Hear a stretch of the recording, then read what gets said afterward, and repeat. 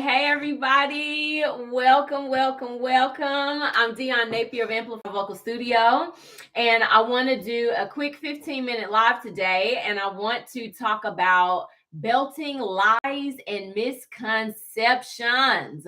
So come on into this conversation if you're available live. If not, replay watchers, welcome. We're going to talk a little bit about belting and some lies and some misconceptions around voice.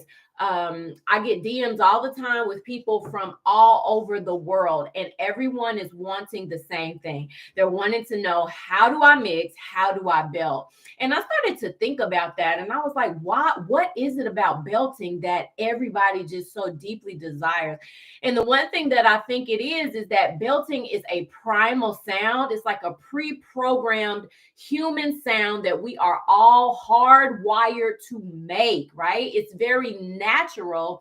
And many of us, especially if we've been trained in university in classical technique, or if your voice teacher is heavily influenced in the Western classical tradition, which many voice teachers are, whether they were trained in a university or not, just kind of that Western classical approach to singing is really popular with a lot of teachers. And that system of singing does not really emphasize, and a lot of times it does not condone belting, right? But belting is very natural. It's like a call, hey, whatever. It's just so natural. And so I believe that's why people are really wanting to learn how to do it, because it reconnects us with our human core. At the end of the day, that's what it is. Okay, so welcome to those of you who are live. Feel free to drop comments or questions in the chat. Today we're talking about belting misconceptions and belting lies. So I'm going to be looking at my other screen where I've got the lies on here, and I'm just going to share a few of these with you, and then I'll tell you about my upcoming mixed belt 4-week training class. So the first lie is that belting is a vocal register. Okay, I don't know if you've heard that or if you think that, but belting is not a vocal register. Belting is a singing style. Okay, it's not a register. Vocal registration events, or when we talk about registers like chest voice, mixed voice, or middle voice, and head voice, the registers have to do with vocal cord vibrations and how they're vibrating in certain parts of the voice. That's really what helps us to delineate registers. Belting is not a part of that. Okay, so the next misconception or lie is that belting is the same thing as chest voice. Okay, and wrong again. Belting is not the same thing as chest voice. All right, so belting is chest dominant, but it is not chest exclusive. So you've got to make that difference. So let me do a little demonstration. So I'm just gonna sing. Let me see. Chest dominant. So let me just do this. Hey, that's in my chest voice. That's spoken register. If I do it up here, hey, right? That's kind of in my mix. I chose to mix it. Let me try another one. That's probably one of the best examples. Let me just do more of a full chest belt. So if I were going to chest belt, I'm just gonna do these octaves. So he, hey, yeah. Right? Did you hear that? That kind of chesty sound? That is not pure chest. That is a heavy mix, okay? It is chest dominant. So if we think about it in ratios, the ratio of that sound may be like 70% chest and then 30% mix, something like that, okay? But belting, when it's done correctly, it does have some mixed quality in there. Again, he, hey, hey, yeah. That's not pure chest voice. That is a chest mix. Okay. All right. So belting is not chest. Is not the same thing as chest voice. All right. And again, because it's not a register, right? Chest voice is a register. It's not the same thing as a register. Let's keep going. The higher the note, the more dangerous belting becomes. Okay. This is not true. The truth is, the higher the belted note, the more mix or twang you need to add. Okay, a lot of people do not know that, again, because they're thinking that all belt is this chest dragging high, as high as you can go, and that's not true, right? Like I just told you, to do to do belting correctly, you are going to have some mix in there. Okay, so the higher you go, you're going to need to add some mix. So let me do a little example. So most voices by D5, whatever your voice type, by D5, sorry, let me turn it up so y'all can hear it. By D5, you're going to be in some type of mix. Just scientifically, the way the anatomy is set up, by the time you hit that note, you're in some kind of mix, okay? So the higher you go, you need to add. So let me just do a demonstration. Hey! Hey! Still chest dominant. Hey! Hey! You hear how it's thinning out? Hey! Hey! That's a C sharp. It's getting shouty. Here on D, I'm going to show you just so you can demonstrate. If I try to drag that chest up on D5, hey! Now I can kind of do it a little bit because I've practiced it. But typically what you would want to do is, hey! Start adding some of that whiny pharyngeal resonance that sounds like a trumpet. That's going to keep that brassy quality, which gives the ear the same effect as a bell, all right, as we're going higher. So, hey! Hey! Hey! Hey! And you just keep going, hey! Hey! The higher you go, you need to add more mix, okay? So it's not dangerous to go higher with the belt. You just need to make sure you're adding mix as you go higher, okay? All right, welcome to those of you who are viewing live. We're talking about belting lies and misconceptions. All right, so let's see. The next lie. If you're in chest voice, you are belting. Not exactly.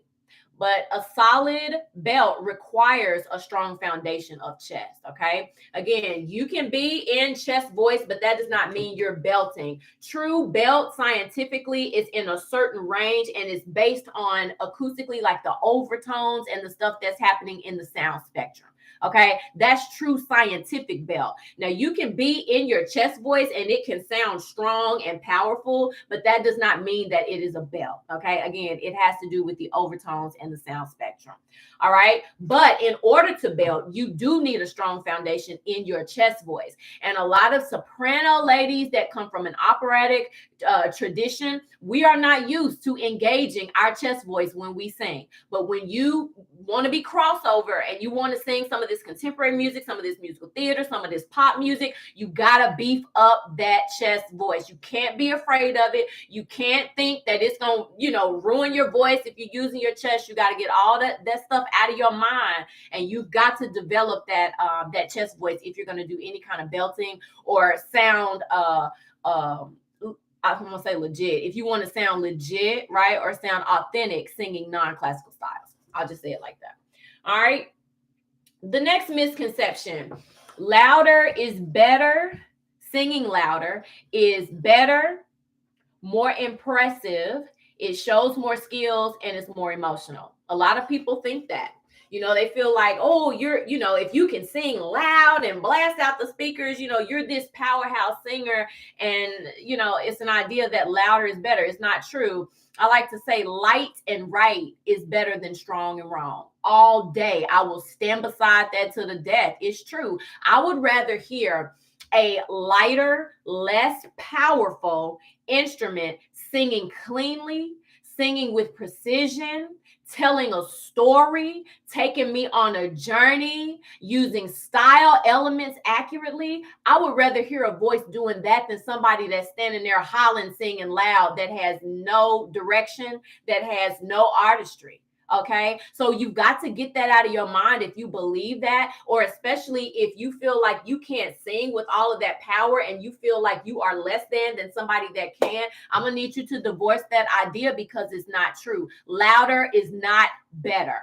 Okay, so I need y'all to know that light and right is better than strong and wrong. All right, so let's go. Y'all got any questions?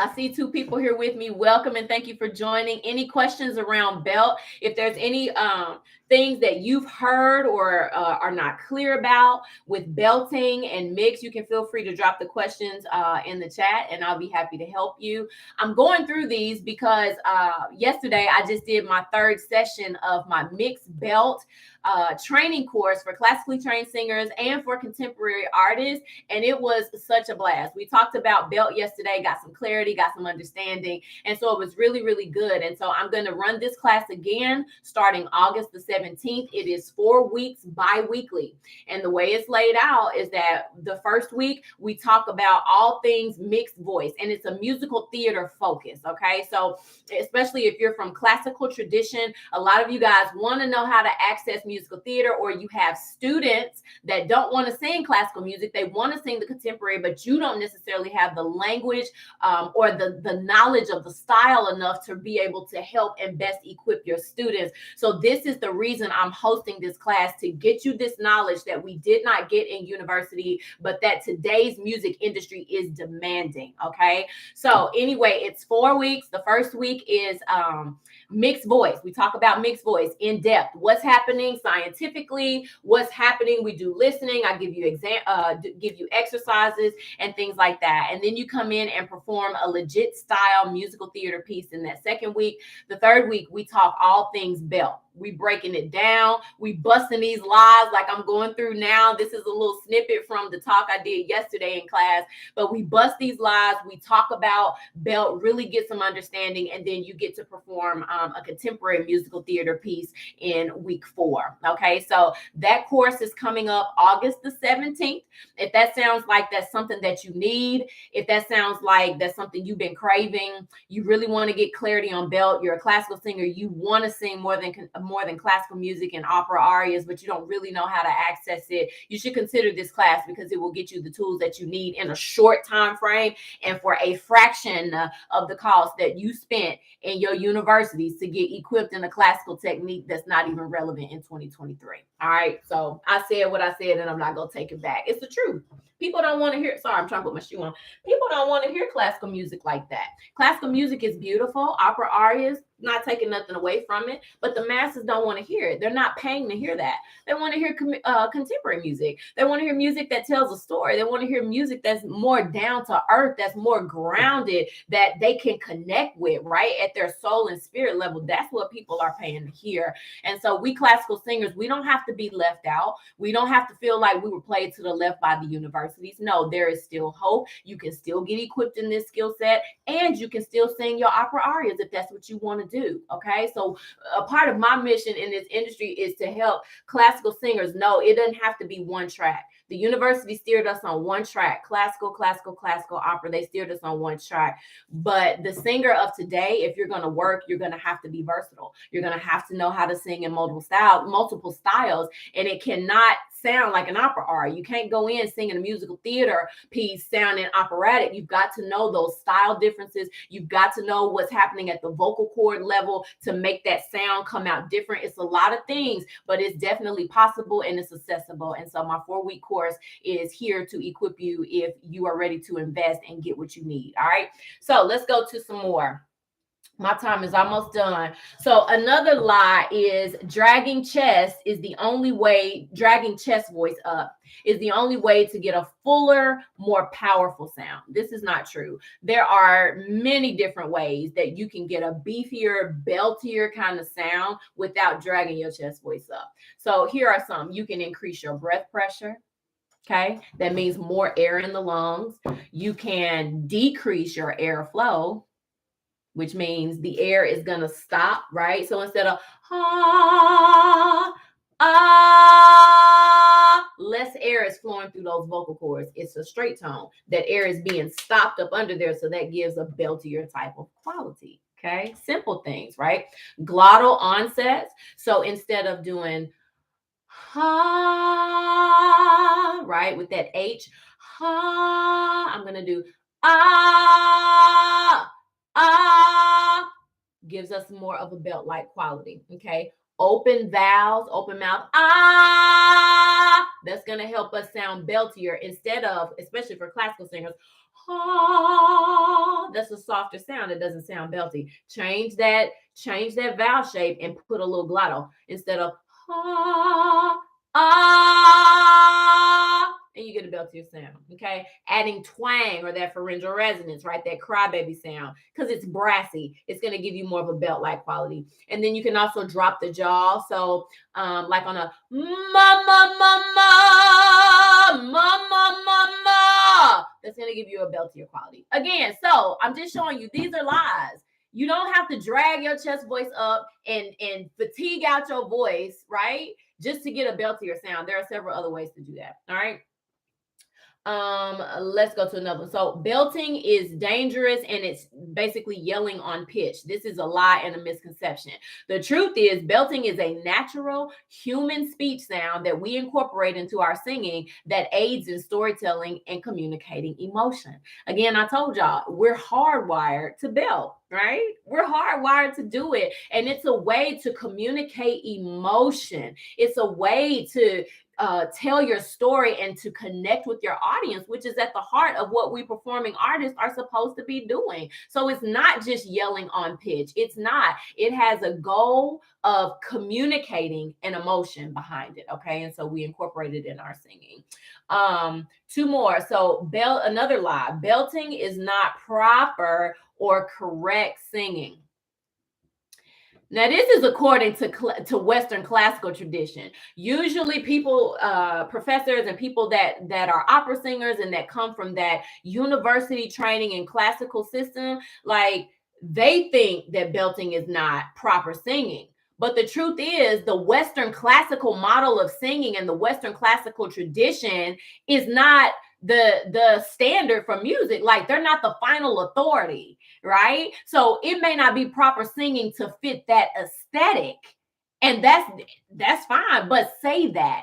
Don't just say it's not proper singing. And then you've got all these students that's coming through university, all of us that came through, and they're wanting to sing the stuff they hear on the radio. They're wanting to sing popular stuff, but you're telling them, oh, don't belt. It's going to mess up your voice. Nah, that's a flat out lie. The belting sound does not suit a classical aesthetic, but belting will not tear your voice up. And belting is not an improper way of singing. Belting has a technique to it, just like singing classical has a technique to it as well. Okay, again, so Western classical is not the final authority in music. So this here, that belting is not proper, is a lie. All right. And the final thing, the final lie is that belting will give you nodes or nodules or basically tear your voice up. The truth is, vocal misuse or overuse can cause vocal injury, regardless of the style. Okay. So, yes, you can get nodes and nodules from belting. If you don't know what you're doing, if you're not using the proper technique, if you're always chest dragging and as you go higher, you don't know to add some mix, yes, you will get injured. But if you know how to belt properly, you're not going to get injured. It's the same thing. There are many classically trained singers. Classical is supposed to be this healthiest, safest form of singing, right? Tons of classical singers mess their voices up. They have to go see ENTs. They get nodules. They get nodes. They get vocal fatigue. Like, it doesn't matter, right? If you're overusing your voice, if you're misusing your voice, if you're not applying proper techniques long term, you're gonna set yourself up for vocal injury, okay, regardless of the style. So anyway, just wanted to share these things with you guys.